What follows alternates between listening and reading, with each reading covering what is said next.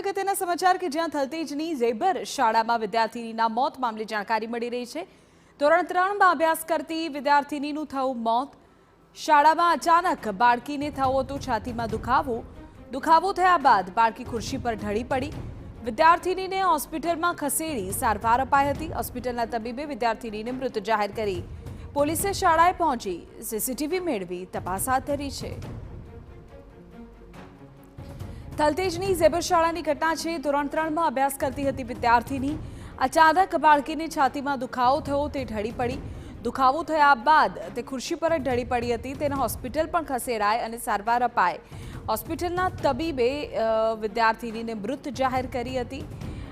અમે આપને દૃશ્યમાં બતાવી રહ્યા છે। આપ જુઓ, ધોરણ 3માં ભણતી હતી આ વિદ્યાર્થીની અને અચાનક તે રોકાઈ જાય છે। સ્કૂલની જે બેન્ચ છે ત્યાં બેસી જાય છે અને એ જ દરમિયાન તેને દુખાવો થતાં તે ત્યાં જ ઢળી પડે છે। આપણી સાથે ફોન લાઈન પર નીરવ પટેલ, ચાઇલ્ડ સ્પેશિયલિસ્ટ, અત્યારે જોડાયા છે। સર, કઈ રીતે આ આખી એ બાબતને જોઈ શકાય? માત્ર ધોરણ 3માં ભણતી આ બાળકી કે જે સ્કૂલમાં અચાનક ઢળી પડે છે, હોસ્પિટલ લઈ જાય છે તો ખબર પડે છે કે હવે બાળકી જીવિત નથી।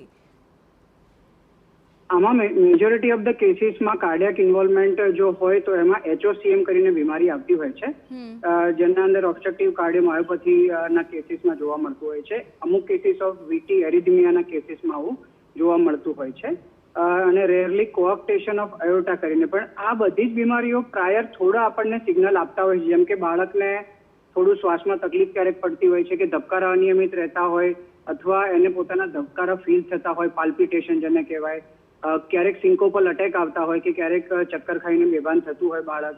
આવા કેસીસમાં આ જોવા મળતા હોય છે ચિહ્નો। એટલે પેરેન્ટ્સ છે નાનામાં નાના ચિહ્નોને પણ નિગ્લેક્ટ કર્યા વગર એકવાર ચેકઅપ એનું કરાવી લેવું જોઈએ। ઓકે, નાના બાળકોમાં આ પ્રકારે આવા લક્ષણો જણાવવા એ શું સૂચવે છે સર? કેમ કે આ તો ત્રીજા ધોરણમાં ભણતી બાળકી છે અને એવું તો શું ખામી હોય કે પરિસ્થિતિ સર્જાય કે આ પ્રકારના લક્ષણો જણાય? નાનપણથી આવું કોઈ હાર્ટના અંદર કોઈ ઇશ્યુઝ હોય, જેમ મેં સમજાવ્યું HOCM અથવા અરિથમિયા, એ થોડા સિગ્નલ પહેલા પણ આપતા હોય છે। ઓલ ઓફ અ સડન આ વસ્તુ નથી હોતી, તો એ પેરેન્ટ્સે આ સિગ્નલને સમજવા જોઈએ। ઘણીવાર ઇકોકાર્ડિયોગ્રામી અથવા તો જે ઇકો ECG આ બધી વસ્તુઓ જો પહેલા કરેલી હોય તો એમને થોડો ઘણો ચિહ્નોમાં ખ્યાલ આવતો હોય છે સિન્કોપલ અટેક થયા પહેલા, અથવા ક્યારેક પણ સિન્કોપલ અટેક થઈ જાય તો તરત જ આપણે એને લાઇટલી ના લેતા આ એકવાર ક્રોસ ચેક કરાવી લેવું જરૂરી છે, તો આવા મેજર કોઈ ઇન્સિડન્ટ બનતા અટકાવી શકાય। ઓકે, આભાર ડૉક્ટર મારી સાથે જોડાવા બદલ। ડૉક્ટર નીરવ પટેલ કહી રહ્યા છે કે બાળકોમાં જો કોઈ સિમ્ટમ્સ છે તો એ પહેલાં જ જણાઈ આવે છે, એટલે માતા પિતાએ અને જો બાળકો શાળાએ વધુ સમય રહે છે તો શાળાના શિક્ષકોએ પણ આ બાબતે થોડું ધ્યાન આપવું જોઈએ કે જેથી આવી ઘટનાને આપણે અટકાવી શકીએ, પહેલેથી જ કોઈ સારવાર કરાવી શકીએ। सुबह बच्ची जैसे नॉर्मल दूसरे दिनों में आती है वैसे ही आई थी, लेकिन जब वो फर्स्ट फ्लोर पे अपने क्लास पे गई तो क्लास में जाने से पहले हमने देखा कि कॉरिडोर में, जो रिकॉर्डिंग में हमने देखा कि कॉरिडोर में वो धीरे धीरे चल रही थी, जा रही थी एंड अल्टीमेटली कुछ अनइजीनेस दिख रहा था। फिर पास में जो चेयर था उसमें जाकर वो बैठ गई। चेयर से धीरे धीरे वो स्लाइड करने लगी, तो जैसे ही टीचर्स ने देखा इमीडिएटली उसको जाकर सहारा दिया, उसको लिटाया एंड उसको कंफर्टेबल फील करवाया।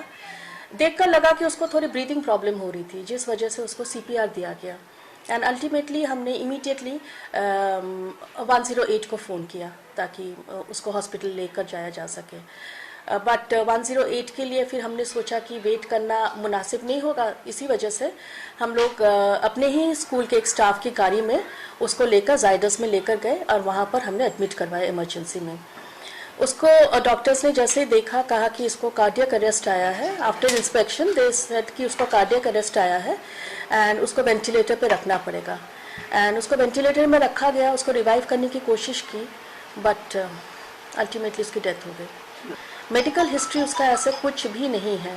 जो छोटे बच्चों को होता है कोल्ड, कफ एंड फीवर का रेकरेंट जो केसेस होता है वही है। अपार्ट फ्रॉम दिस उसका कोई मेडिकल हिस्ट्री नहीं है, क्योंकि हम लोग जब भी एडमिशन लेते हैं एक मेडिकल हिस्ट्री भी बच्चों का लेते हैं, जिसमें कि ऐसा कुछ भी नहीं है। તે રાજમુદ્દે વધુ જાણકારી મેળવી અમારા સંવાદદાતા નરેન્દ્ર રાઠોડ પણ આપણી સાથે ત્યાં જોડાઈ ગયા છે। નરેન્દ્ર, એક તરફ શાળા તરફથી નિવેદન સામે આવ્યું કે કોઈ જ મેડિકલ એવી હિસ્ટ્રી નથી। બાળરોગ નિષ્ણાત કહી રહ્યા છે કે જો અગાઉથી સિમ્ટમ્સ મળ્યા હોય તો ચોક્કસપણે કેર કરી શકાય, પણ આ આખી ઘટના બની કેવી રીતે અને વાલી આ બાબતે શું કહી રહ્યા છે?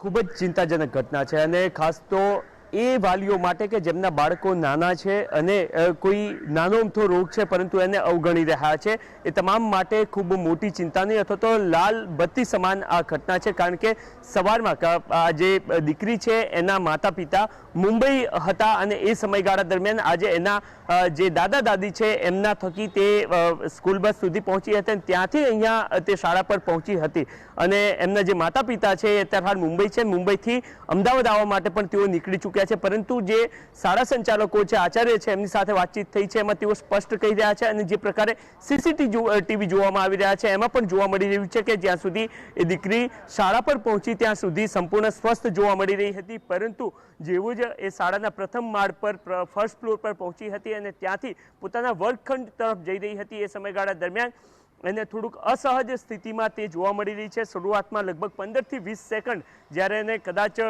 શ્વાસમાં તકલીફ થઈ હોય ને ત્યારબાદ એ 15 થી 20 સેકન્ડ એક જ જગ્યા પર ઊભી રહે છે અને ત્યારબાદ બાજુમાં જ રહેલો બાંકડો એને જોવા મળે છે અને એ બાંકડા પર જઈને બેસે છે અને માત્ર 5 થી 7 સેકન્ડમાં જ તે બાંકડા પરથી સરકી પડે છે અને જે છે એ બેભાન અવસ્થામાં તેને જોવા મળી રહી છે। સીસીટીવીમાં પણ સ્પષ્ટ જોવા મળી રહ્યું છે માત્ર ને માત્ર 40 થી 50 સેકન્ડ જેટલો સમય કે જ્યાં તે સંપૂર્ણ સ્વસ્થ હતી અને માત્ર 50 સેકન્ડમાં એને મૃત્યુ મળે છે અને આ જે છે એ ખૂબ જ ચિંતાજનક દ્રશ્યો છે। કારણ કે શરૂઆતમાં જે બાબત સામે આવી રહી હતી એમાં જે છે એ કંઈક અલગ બાબતો સામે આવી રહી હતી, પરંતુ જ્યારે તમામ ચાહે પોલીસની ટીમ હોય કે પછી અન્ય તમામ ટીમો છે અહીંયા શાળા પર પહોંચી હતી અને એમના દ્વારા તમામ સીસીટીવી જોવામાં આવ્યા હતા અને ત્યારબાદ આ બાબત સ્પષ્ટ થતી જોવા મળી હતી કે કાર્ડિયાક અરેસ્ટ આ દીકરીને આવ્યો હતો અને કાર્ડિયાક અરેસ્ટ છે એ સામાન્ય સંજોગોમાં કોઈ જન્મજાત બીમારી અથવા તો અસામાન્ય જે છે એ કોઈ હાર્ડવર્ક છે એ પ્રકારનું કદાચ બાળકોમાં આવે તો એના કારણે થઈ શકે એ પ્રકારની બાબત પણ અહીંયા કેટલાક નિષ્ણાતો ઉપસ્થિત હતા એમના દ્વારા જણાવવામાં આવી છે અને એના જ કારણે આ તમામ વાલીઓ માટે ચિંતાજનક બાબત કહી શકાય। કારણ કે અનેકવાર આપણે જોયું છે કે સામાન્ય જે બીમારી છે એને ઘણીવાર અવગણવામાં આવતી હોય છે, પરંતુ એ સામાન્ય બીમારી ખરા અર્થમાં સામાન્ય નથી હોતી, ક્યારેક એ મોટું સ્વરૂપ ધારણ કરી લેતું હોય છે। શાળા સંચાલકો સાથે વાતચીતથી એમાં પણ તેઓ કહી રહ્યા છે કે અત્યાર સુધીની, કારણ કે શાળા દ્વારા પણ એનું મેડિકલ હિસ્ટ્રી કયા પ્રકારની રહી છે વિદ્યાર્થીની એને લઈને એક આખું સર્ટિફિકેટ અથવા તો આખું ફોર્મ ભરવામાં આવતું હોય છે અને જે ફોર્મ આ દીકરીનું ભરાવવામાં આવ્યું હતું એમાં કોઈ મેડિકલ હિસ્ટ્રી સામે નથી આવી, પરંતુ એકાએક આ પ્રકારની ઘટના બની છે એ જરૂરથી ચિંતાજનક કહી શકાય। કારણ કે અગાઉ આપણે જોયું છે કે એક ઉંમર પછીના તમામ લોકોને કાર્ડિયાક અરેસ્ટ આવતો હોય છે, નાના બાળકોમાં કાર્ડિયાક અરેસ્ટની ઘટના એ જુજ જોવા મળતી હોય છે અને એ અમદાવાદની જેબર ઇન્ટરનેશનલ સ્કૂલમાં આજે બનેલી જોવા મળી છે। ઓકે નરેન્દ્ર, આભાર આ જાણકારી બદલ। તો ખૂબ નાની ઉંમરે કાર્ડિયાક અરેસ્ટના કારણે 3જા ધોરણમાં ભણતી વિદ્યાર્થીનીના મોતના સમાચાર આજે અમદાવાદથી સામે આવ્યા છે।